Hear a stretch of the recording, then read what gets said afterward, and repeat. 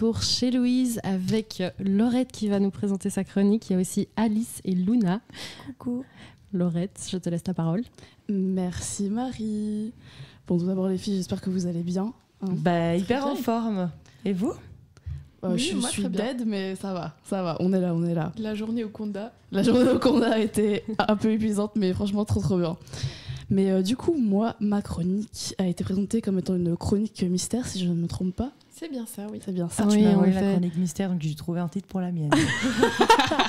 Tu voulais faire la chronique mystère au départ? J'avais pas d'idée au moment où Luna m'a envoyé un message.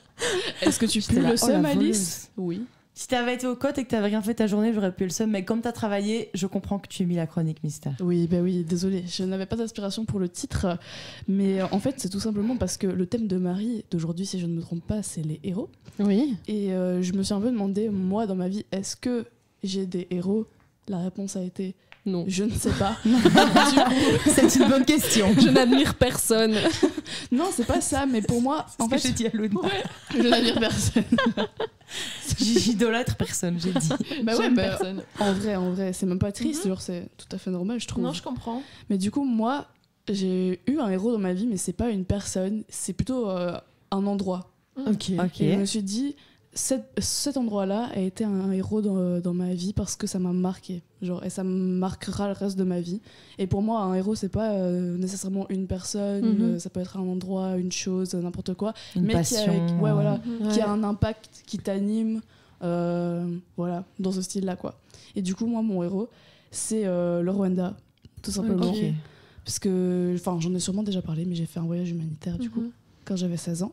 Donc, c'était à l'époque. Non, d'accord.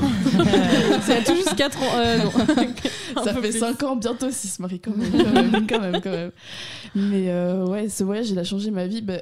Je résume vite fait. Je suis partie 3 semaines avec une ONG. Et on a travaillé dans les champs, j'ai construit des maisons, j'ai travaillé dans une école aussi, j'ai travaillé dans un restaurant, j'ai fait énormément de choses. Et ça a changé ma vie parce que déjà, on avait des correspondants là-bas, rwandais, avec qui on parlait anglais. Et déjà, le choc culturel que tu as quand tu rencontres des personnes qui n'ont absolument pas ce que tu as ici en Europe, que ce soit niveau matériel, niveau... même les valeurs sont les mêmes, mais j'ai l'impression qu'elles sont décuplées là-bas, tellement ils sont dans le partage, dans la générosité, dans l'émotion, qu'on est peut-être moins ici du côté occidental. Mais ouais, ça a été mon héros, ce voyage, parce que ça m'a appris énormément de choses sur la vie. Comme par exemple la consommation. Ok. Ça a réduit énormément ma consommation, que ce soit au niveau alimentaire, avec la viande et tout. Parce que je mange beaucoup moins de viande, grâce à ce voyage-là. Presque végé, mais un gros steak de temps en temps. Non, même pas. Un petit BK de temps en temps. Ouais, voilà, c'est plutôt un BK. On part plutôt sur ce style-là, parce qu'un steak, non, Alice, non. Tu te souviens pas, une fois, t'avais mangé de la viande? On était rentrés dans le comic Doritos, on était hyper étonnés. C'est la première fois qu'on devait manger de la viande. Je précise pour nos auditeurs, la viande dont Alice parle était du jambon. C'était pas un gros steak. C'était un gros bazar, si. C'était juste du jambon Herta ou du jambon bio. Non, je vous jure. J'ai pas mangé mon gros demandera pavé. Doritos pour confirmation. Mais c'est très rare, c'est vrai, je dois avoir très rarement mangé de la viande. Ouais, c'est ça. Ou alors, c'est du poulet, mais c'est pas de la viande, quoi. Enfin... On s'entend. Vous avez déjà vu la femme, pardon, petite aparté. Non, vas-y. Mais la meuf qui dit je suis végétarienne, je mange que du blanc de poulet. En vrai, mais enfin. En vrai, c'est un peu ma DA. C'était mon aparté. C'est comme. C'est le voilà, c'est ça. Il y a une. Il y a une vidéo où il y a une fille qui dit comme je suis végétarienne, je mange mon burger sans la viande. Et il y a plus que le pain et la salade qui restent. Et il y a un gars qui après montre, je sais pas ce qu'il dit, mais en gros il montre, moi je suis moi j'ai une maison où je suis sans draperie ou un truc comme ça, et en fait il était dans une maison démolie, il y avait plus que les 4 murs qui restaient, il y avait pas de toit.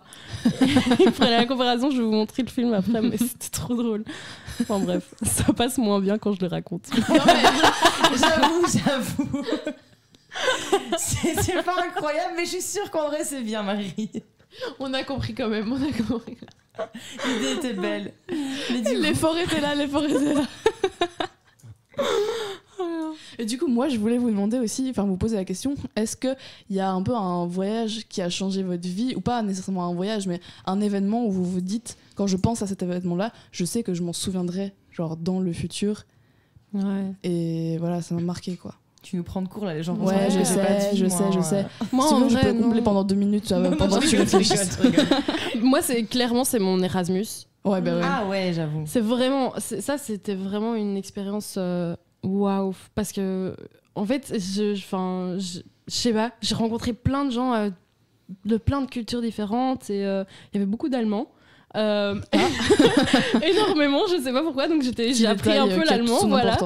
Non mais vraiment, genre la moitié des gens étaient des Allemands, mais sinon j'ai rencontré plein d'autres cultures aussi et c'était vraiment super chouette.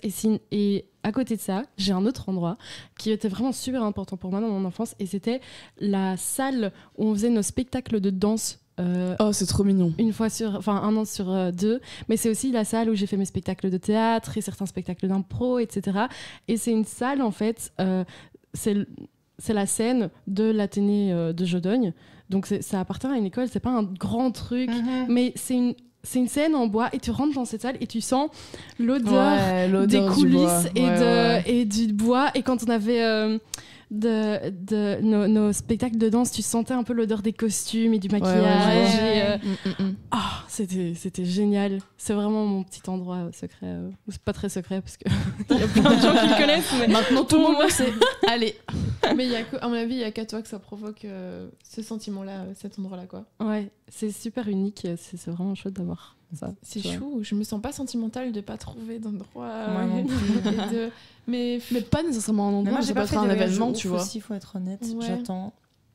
Moi, si je peux dire un événement, mais du coup, c'est une personne. Et comme t'as dit, Laurette, c'est pas que je l'idolâtre, c'est pas que ce soit mon héros ni rien, parce qu'en plus c'était un événement de ma vie. Mais une fois, avec ma meilleure pote et nos mamans, on a été voir, j'en ai déjà parlé, je pense, il vit à Louvain-la-Neuve, Joseph Chovanec.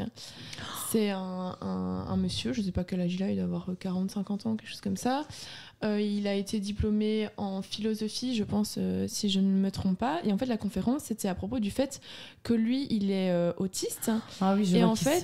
Il a l'air incroyable. Ouais, et en fait, c'était génial parce qu'il te raconte une histoire. Et l'histoire, c'est il nous emmène au pays autistan. L'autistan, ça s'appelle.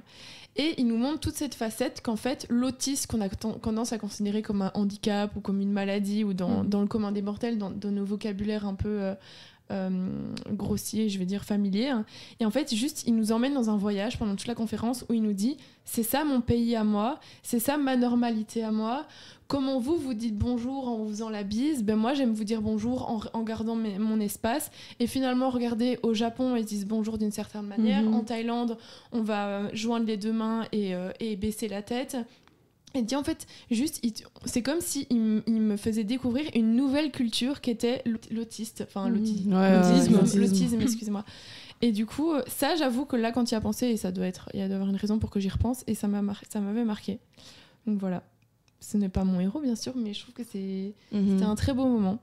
Je vous le conseille d'ailleurs, il fait plein de vidéos, je pense même qu'il a fait un reportage il y a pas longtemps. Ouais, sur les réseaux, il est quand même fort actif. Et il vit à Louvain-la-Neuve, donc incroyable. Ouais, moi je le croise genre une fois par mois au moins. Oh, mais je l'ai certainement déjà croisé sans. C'est un très grand monsieur en plus. Moi aussi, je vois pas du tout qui c'est, donc. Moi je vois vite fait qui c'est, j'ai déjà regardé plusieurs interviews et à chaque fois je suis quand même. Je me dis, allez, c'est inspirant. Il a une parole. En fait, il a les mots exacts pour décrire ce qu'il pense. Exactement. Ouais. Genre, parfois, moi, je cherche et donc j'essaye de décrire une situation. Lui, il a un vocabulaire si riche qu'il sait juste mettre les mots là où il faut. Et il met des mots, même parfois sur des émotions. Tu vois, ces choses qui sont tellement même pas palpantes parce que tu n'arrives pas à les expliquer et abstraites. Et lui, il met vraiment bien les mots là-dessus, quoi, je trouve. Donc, ouais, non, c'est un homme très inspirant. Voilà. Toi, Travis, si t'as une toute petite idée. Non, je suis vraiment giga sorry. Hein. Non, t'inquiète. Ça, pour une prochaine fois, j'expliquerai ma vie. Au final, il ne me reste qu'une émission après celle-ci.